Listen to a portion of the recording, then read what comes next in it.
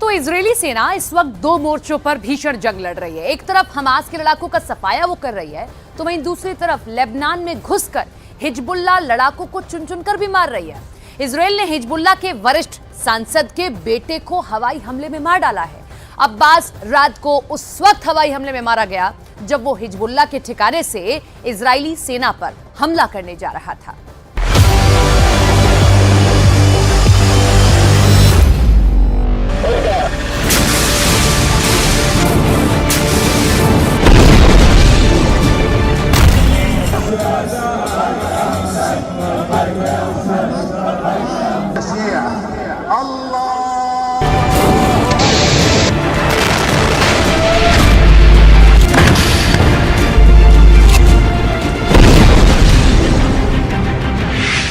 Cease fire की आड़ में हिजबुल्लाह पर हमला।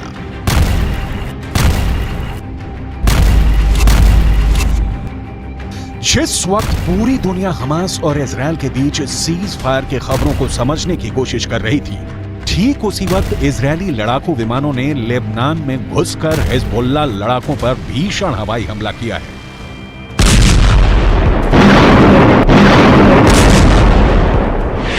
से 25 लड़ाकू विमानों ने हिजबुल्लाह के उन ठिकानों पर सटीक हमला किया है जहां से पिछले 24 घंटे में उत्तरी इजरायल पर हमले हो रहे थे।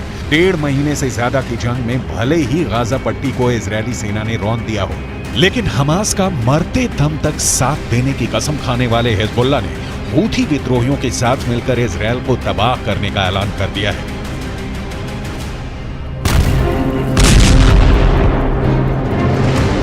लेकिन वहीं दूसरी तरफ इजरायल की स्पेशल फोर्स और घातक हवाई लड़ाकों ने लेबनान बॉर्डर पर हिजबुल्लाह की रीढ़ तोड़नी शुरू कर दी है। अब आप ये जान लीजिए कि पिछले 24 घंटे में इजरायली वायुसेना ने हिजबुल्लाह लड़ाकों को कितना नुकसान पहुंचाया है।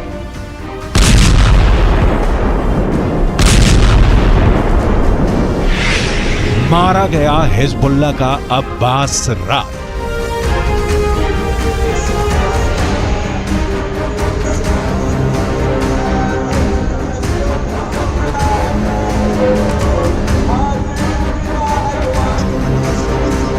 इजरायली सेना ने लेबनान के विद्रोही गुट हिजबुल्लाह पर अपने हमले बेहद तेज कर दिए हैं। ईरान समर्थित हिजबुल्लाह का दावा है कि 22 नवंबर को इजरायली हमले में उसके 5 लड़ाके मारे गए हैं। इनमें हिजबुल्लाह के वरिष्ठ सांसद का बेटा भी शामिल है। हिजबुल्लाह ने बयान जारी कर बताया कि इजरायली हमले में हिजबुल्लाह के संसदीय गुट के प्रमुख मोहम्मद राद के बेटे अब्बास राद की मौत हो चुकी है। हिजबुल्लाह की ओर से मारे गए 4 दूसरे लड़ाकों की पहचान और फोटो भी जारी की है।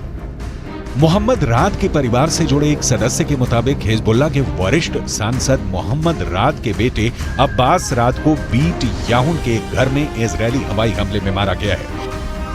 इस हमले के दौरान कई लड़ाकों की दक्षिण लेबनान के बीट याहुन में एक घर में मौत हुई है।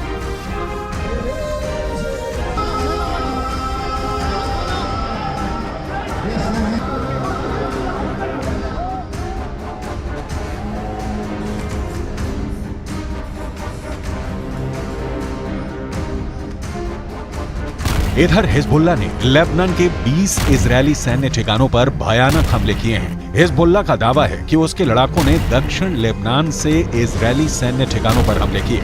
इजरायल के ईन जेटिम में एक सैन्य अड्डे पर 48 कत्यूशा रॉकेट से हिजबुल्लाह लड़ाकों ने हमला किया। हिजबुल्लाह ने हैवी ड्यूटी बर्कन मिसाइलों से इजरायल के 20 अड्डों पर सीधा हमला किया है।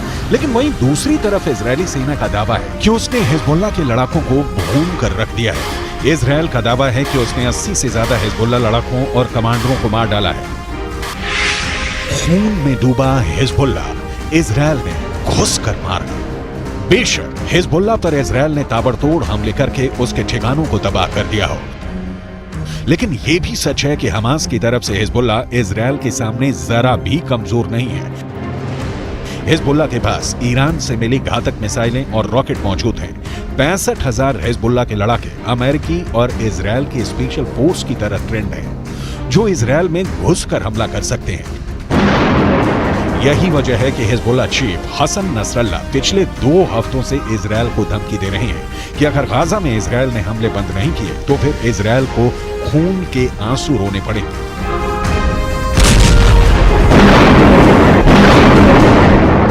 شهدنا في الأيام القليلة الماضية موجة جديدة من التهديدات من نتنياهو، من جالنت، من جانيتس، من آخرين باتجاه لبنان، وسببه هو ارتفاع مستوى القلق باتجاه ما يجري في هذه الجبهة وارتقائها كما ونوعا وعمقا. طبعا نحن سنستمر في هذا الموقف، في هذا الأداء. लेबनान की तरफ से इजरायल पर पिछले 1.5 महीनों में 35 से ज्यादा बड़े हमले हो चुके हैं। हमलों के जवाब में ही इजरायली सेना ने हिजबुल्लाह के ठिकानों को टारगेट किया है। इजरायल के हमलों में हिजबुल्लाह के टेररिस्ट सेल और तमाम इंफ्रास्ट्रक्चर तबाह हो गए। अब तक इजरायली हमले में लेबनान में 107 लोग मारे गए हैं, इनमें से 14 नागरिक हैं। अगर हम हिजबुल्लाह के लड़ाकों की बात करें तो इजरायल से जंग में अब तक हिजबुल्लाह के 80 लड़ाके मारे जा चुके हैं। इसके अलावा इजरायल ने सीरिया में भी हिजबुल्लाह के 7 लड़ाके मार दिए हैं। वहीं हिजबुल्लाह के हमलों में इजरायल के 6 सैनिक और 3 नागरिकों की अब तक मौत हो चुकी है। אני כבר רואה את האזרחים של עזה הולכים עם דגלים לבנים לאורך החוף ונעים דרומה. וחיזבאללה גורר את לבנון למלחמה שעלולה לקרות. והוא עושה טעויות. אם הוא יעשה טעויות מהסוג הזה כאן, מי שישלם את המחיר זה קודם כל אזרחי לבנון. מה שאנחנו עושים בעזה אנחנו יודעים לעשות בביירות. वहीं दूसरी तरफ पिछले 18 घंटे में इजरायली वायुसेना ने गाजा पट्टी से लेकर लेबनान बॉर्डर तक हमास और हिजबुल्लाह के लड़ाकों की लाशें बिछा दी हैं। महज 1 घंटे के अंदर इजरायल ने हमास के 100 लड़ाकों को भयानक हमलों से उड़ा दिया है।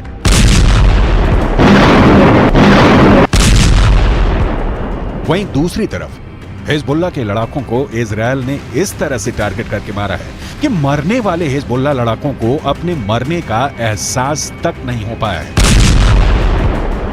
इजरायल की आईडीएफ ने जोरदार धमाकों से हमास और हिजबुल्लाह लड़ाकों के चीथड़े उड़ा दिए हैं। हिजबुल्लाह के पास ऐसे रॉकेट हैं जो इजरायल के किसी भी हिस्से को टारगेट कर सकते हैं।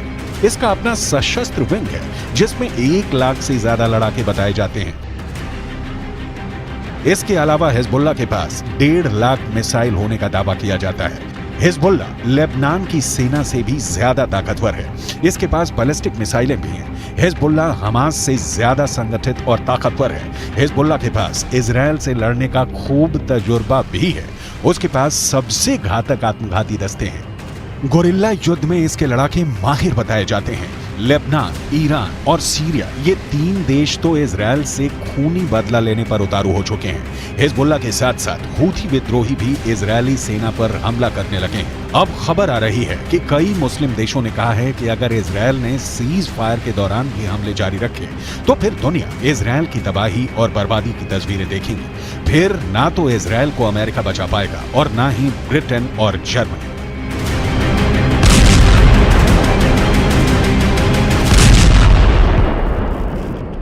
इधर ईरान इस्लाम के नाम पर मुस्लिम मुल्कों को इजरायल के खिलाफ युद्ध करने के लिए भड़का रहा है। लगभग 62 साल के ईरान के राष्ट्रपति सैयद इब्राहिम रईसी ने तो साफ कह दिया है कि हमें ऊपर वाले के नाम पर इजरायल के क्रूर हमलों के खिलाफ एकजुट होना होगा और इजरायल के भीषण हमलों का जवाब देना होगा।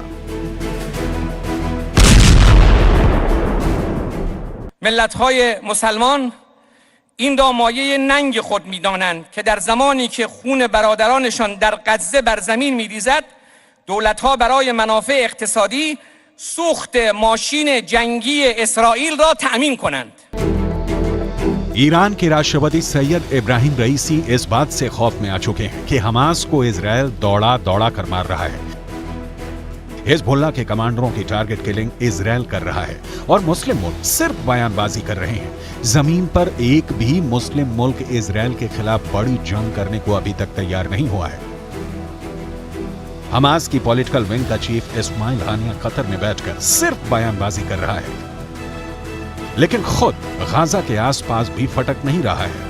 इधर इजरायल के प्रधानमंत्री से लेकर रक्षा मंत्री तक इजरायली सैनिकों के बीच दावा कर रहे हैं कि हम हमास और उसके समर्थन करने वाले हर लड़ाके को चुन चुन कर मार रहे हैं और मारते रहेंगे। इजरायली सेना ने हमास की नेशनल सिक्योरिटी फोर्स के कमांडर मेजर जनरल जिहाद मोहिसेन और उसके पूरे परिवार का सफाया हवाई हमले में कर दिया है।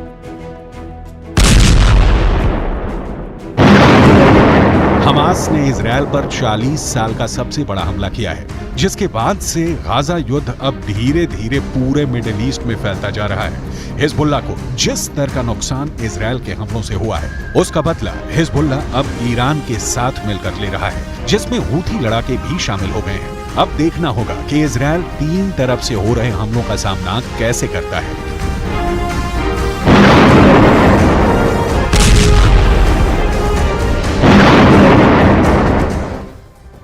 सीज फायर का ऐलान किया गया, लेकिन इस सीज फायर की आड़ में किसी को धोखा भी मिला। इजरायल ने गाजा पट्टी में हमास के ठिकानों पर हमला कर दिया है। खबर आ रही है कि इस हमले में 200 से ज्यादा लोग मारे गए हैं। कहा तो यहां तक जा रहा है कि इजरायल ने सीज फायर डील की आड़ में हमास को धोखा देकर हमला किया है, जिसमें हमास के टॉप कमांडर और लड़ाके मारे गए हैं।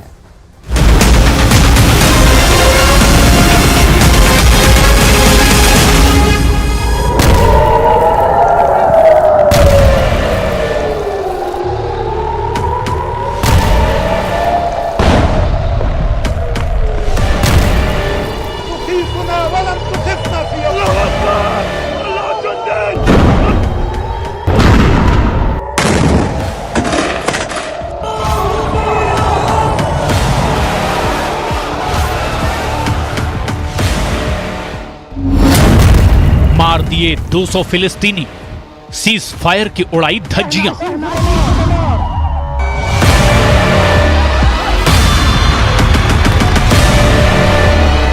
तेईस नवंबर 2023 से हमास और इजराइल के बीच सीज फायर लागू होना था, लेकिन गाजा में इजरायली सेना ने इतना भीषण हमला किया है कि देखते ही देखते 200 से ज्यादा फिलिस्तीनी इजरायली सेना के हमले में मार दिए गए हैं।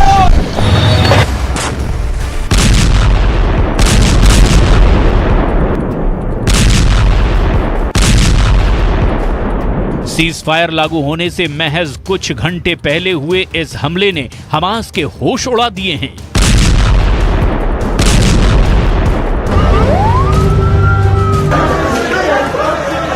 मिडिल ईस्ट की मीडिया के मुताबिक सीज फायर लागू होने से ठीक पहले हुए इस हमले ने अरब और मुस्लिम देशों में हड़कंप मचा दिया है,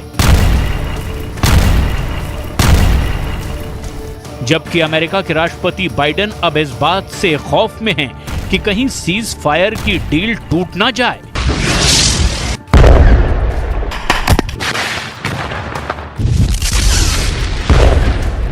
हम आपको सीज फायर डील के दौरान हुए इस हमले की वो इनसाइड स्टोरी बताने जा रहे हैं जिसे जानकर आप हैरान रह जाएंगे, क्योंकि 4 दिन के सीज फायर से सबसे ज्यादा फायदा हमास को होने जा रहा था।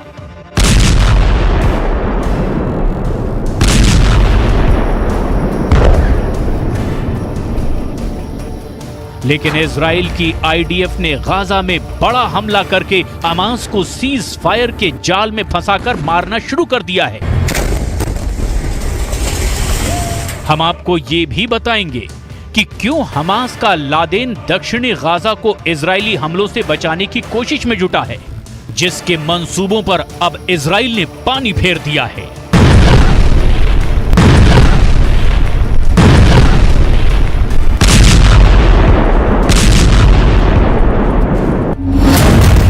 गाजा में भीषण हमला, भाग गया हमास का लादेन।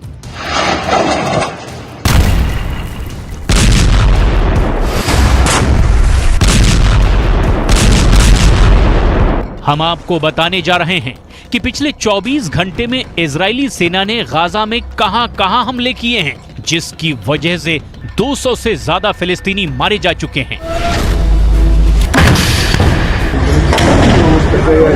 और क्यों खान यूनिस के कसाई के नाम से मशहूर हमास का top leader Yahya Sinwar Israeli हमले के बाद भाग गया है। लेकिन उससे पहले ये जान लीजिए कि 1.5 महीने से ज्यादा की जंग में अब तक के 13,000 से ज्यादा फिलिस्तीनी मारे जा चुके हैं।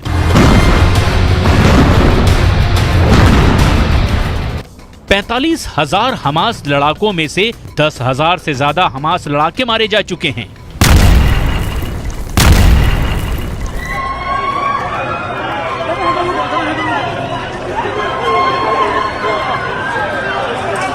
इजरायली सेना अब तक 80 मीटर गहराई में मौजूद हमास के 400 सुरंगों को तबाह कर चुकी है।